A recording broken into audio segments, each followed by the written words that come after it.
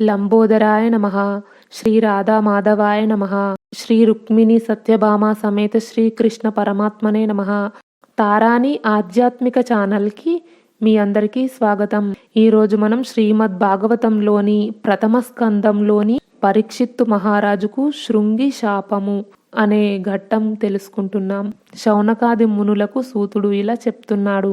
ఈ విధంగా పరీక్షిత్తు మహారాజు కలిని నీవు ఉండగల స్థలాలివి ప్రాణివధ, స్త్రీ వ్యసనము, ద్యూతము, మద్యపానం జరుగుతుండే ఈ 5 స్థలాలు, సువర్ణకాంక్షతో కూడి ఉన్న అసత్య, మద, కామ, హింస, వైరములు ప్రబలి ఉండే ఈ 5 ప్రదేశాల్లో ఉండవచ్చు అని చెప్పి కలిని పంపించి వేశాడు. తర్వాత వృషభమూర్తికి లోపించిన తప, శౌచ, దయలు అనబడే 3 పాదాలను పునరుద్ధరించాడు.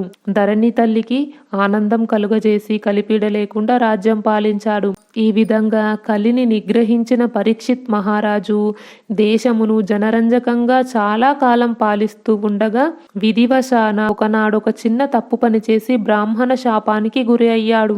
1 వారం దినాలలో ప్రాణం పోనున్నదని తెలుసుకున్నవాడై అతడు సర్వసంగ పరిత్యాగి అయి శ్రీ శుకయోగికి శిష్యుడై విజ్ఞానయుతుడై గంగా తీరాన దేహత్యాగము చేసి పరమపదాన్ని పొందాడు అని చెప్పి సూతుడు ఇంకా ఇలా అంటున్నాడు. ఓ పవిత్రుడా, శౌనకముని హరిలీలలను అర్థం చేసుకునేవారు, హరిచరిత్రలను ఆలకించేవారు, హరిపదములను స్మరించేవారు మరణ సమయంలో కూడా ఎటువంటి వేదనను, ఆవేదనను, తొందరపాటును, తొట్టుపాటును పొందరు. పరీక్షిత్తు కూడా అలాగే స్థిరచిత్తుడై తన అంతిమ గడియలను హరిచింతనతో ఎదుర్కొన్నాడు. అప్పుడు శౌనకుడు సూతుణ్ణి ఇలా అర్థించాడు. ఓ సూత మహాశయ, వాసుదేవుని కళ్యాణ గుణ విశేషాలను, పాండవ పౌత్రుడు ఏ విధంగా ఆ నందనందుని చరణ సన్నిధిని పొందినది మొదలైన విశేషాలను వినడానికి మనసు ఉవ్విల్లూరుతున్నది అన్నాడు. ఆ గోపాలదేవుని శ్రీపాద సేవలు పావనత్వాన్ని ప్రసాదించుచు జగతికి నిత్య కళ్యాణాన్ని కూర్చును, శ్రీదేవి సేవలను ఆమోదించును. కాబట్టి ఆ పరమ భాగవతుడు సద్గతిని పొందాడు అనగా సూతుడిలాగా చెప్పాడు. ఓ ఋషులారా, ఎవని గుణాలను వర్ణించడానికి నాలుక చాలక బ్రహ్మాది దేవతలు అనంతుడు అని అన్నారో తనను కోరిన జ్ఞానికోటిని కాదని లక్ష్మీదేవి ఎవని పాదరాగాన్ని పూజించిందో, బ్రహ్మదేవుడు ఎవ్వని పాదపద్మాలను కడుగగా ఏర్పడిన నదీ జలములను లోకులందరికీ ధన్యత ఇచ్చిందో, భగవంతుడు అనే పవిత్ర శబ్దానికి సరియైన అర్థమై ఎవరి స్వరూపం వెలుస్తుందో ఆ మహాత్ముని ఆశ్రయించి మునులు సంగములన్నింటినీ ఛేదించుకొని తిరిగి రానట్టి పరమహంస పదాన్ని పొందుతారో ఆ వాసుదేవుని దివ్య చరిత్రమును సమగ్రంగా తెలుసుకోవటానికి ఎవరికి సాధ్యమవుతుంది? అయినా నా మనస్సుకు అందినంత వరకు చెప్పడానికి ప్రయత్నిస్తాను.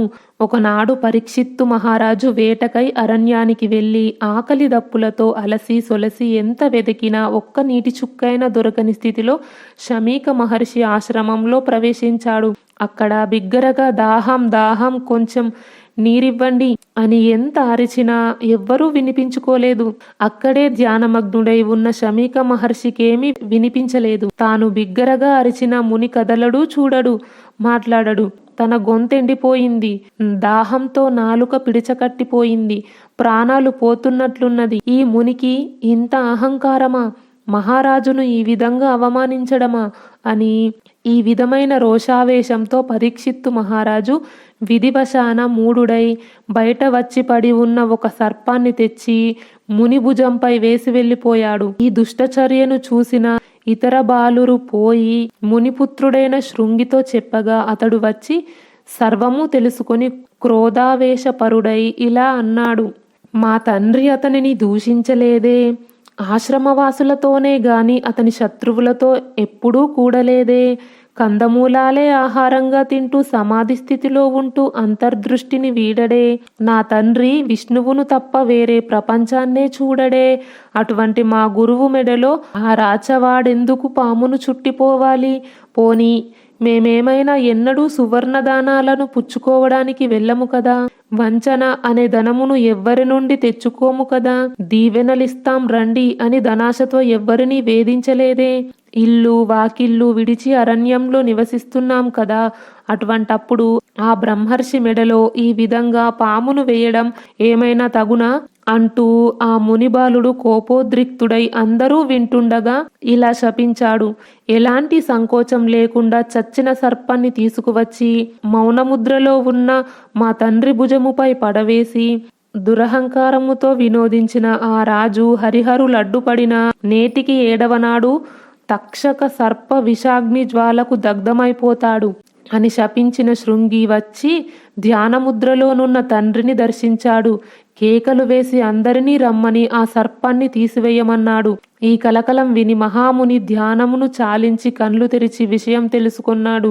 ఆ రాజు పరీక్షిత్తుడే అని దివ్య దృష్టితో చూసి కొడుకు తొందరపాటులో శపించినందుకు మిక్కిలి విచారిస్తూ ఇలా అన్నాడు.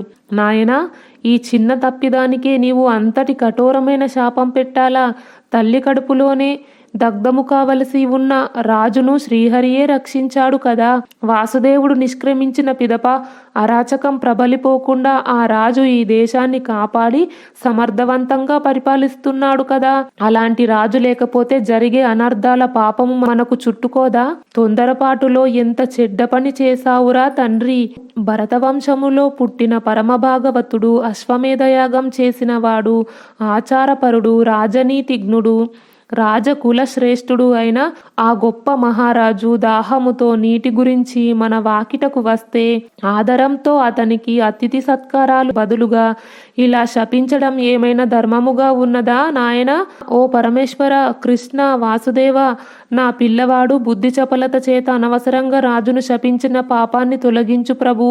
పుత్ర, కొట్టినా తిట్టినా పరమ భాగవతులైన వారు శాంతము భరిస్తారేమో గాని ప్రతీకారం చేయదలుచుకున్న వారు నీ శాపానికి మహారాజు ప్రతిశాపం ఇవ్వడు. సజ్జనులు ఇతరులు చేసిన ఉపకారానికి పొంగిపోరు, అపకారానికి కృంగిపోరు, వారిని సుఖదుఖాలు చలింపజేయవు అని చెప్పి వెంటనే శమీక మహాముని ఒక మునిపుత్రుని పిలిచి ఈ శాపవార్తను మహారాజుకు తెలిపిరమ్మన్నాడు.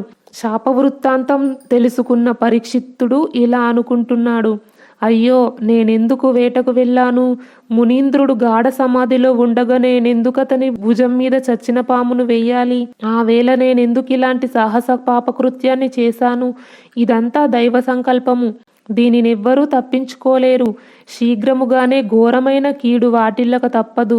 బ్రాహ్మణులకు, దేవతలకు, గోవులకు బాధను కలిగించిన వారికి శిక్ష తప్పదు అని తర్కించుకొని తన అంతము సమీపించిందని గ్రహించి సర్వము పరిత్యజించి నిరాహార దీక్షనవలంబించి పవిత్ర గంగా నదీ తీరాన ప్రాయోప్రవేశం చేసి ప్రాణాలు విడువదలిచాడు. ఆ రాజసత్తముడు తన చిత్తాన్ని గోవింద పదార్థము చేసి సర్వసంగ పరిత్యాగి అయి ఎటువంటి వైకల్యం లేకుండా మౌనంగా కూర్చున్నాడు.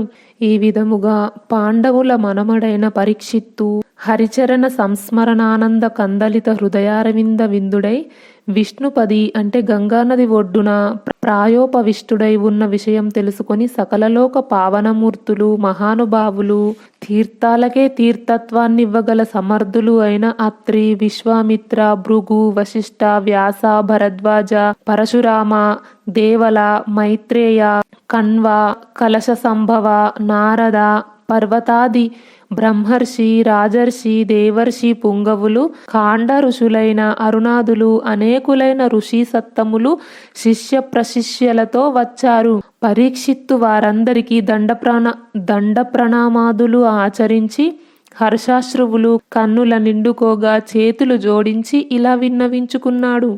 ఓ దయామయులైన తపోధనులారా, సహనం కోల్పోయి కోపముతో మునీంద్రుని భుజముపై చచ్చిన పామును వేసిన క్రూరుడను, మదోన్మత్తుడను, మహాపాపుడను, మీరు పాపరాశిని భస్మం చేయగల సమర్థులు, ఉత్తములు. అయ్యలారా, నా పాపం పరిహారమయ్యే మార్గమేమిటో సెలవీయండి. మీ పాదరజము సోకగానే నేను ధన్యుడనయ్యాను. ఈ సంసార సాగరంలో మునిగి తేలుతున్న నాకు ఈ విప్రశాపం ఒక వరమే అయినట్లు భావిస్తున్నాను. తక్షకుని విషజ్వాలలకు నా దేహాన్ని సమర్పిస్తాను. ఈశ్వర సంకల్పం అనివార్యం. అయితే రాబోయే ప్రతి జన్మలోనూ నాకు శ్రీకృష్ణ చింతనయందు అనురక్తి, శ్రీకృష్ణ కథాశ్రవణమందు ఆసక్తి, శ్రీకృష్ణ చరణ కమలాలయందు భక్తి కలిగేటట్లు అనుగ్రహించండి. నా శ్రేయస్సును దృష్టిలో ఉంచుకొని గోవిందుని లీలలు గానం చేయండి. హరిభక్తుల చరిత్రలు వినిపించండి. 7 దినములలో నాకు ముక్తి కలిగే మార్గమేదో చూడండి అని వేడుకొని తనయుడైన జనమేజయుణ్ణి రప్పించి రాజ్యభారం అప్పగించాడు. ఋషులందరూ పరీక్షిత్తు యొక్క హరిభక్తికి సంతోషించి అతనిని ప్రశంసించారు. ఆ గడువు దినము వరకు తాను అక్కడే ఉంటామన్నారు.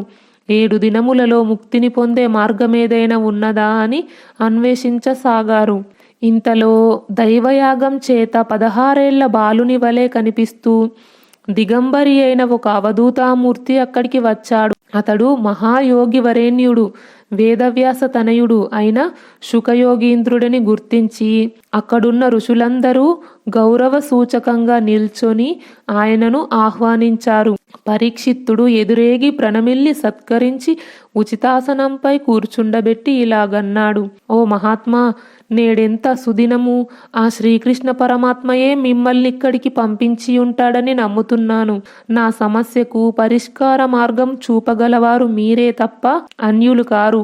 ఎల్లప్పుడూ మానవుడేమి చేస్తుండాలి, ఏమి వింటూ ఉండాలి, దేనిని గురించి ఆలోచిస్తూ ఉండాలి, మరణమాసన్నమై ఉన్న నేను ఇప్పుడు ఏమి చేయాలి, దేనిని త్యజించాలి, ఈ ప్రశ్నలకు తగు రీతి సమాధానమిచ్చి నాకు ఉపదేశమిచ్చి నన్ను తరింపజేయ ప్రార్థిస్తున్నాను అని పరీక్షిత్తుడు శ్రీశుకుణ్ణి వేడుకున్నాడు అని సూతుడు సౌనకాది ఋషులకు చెప్పాడు.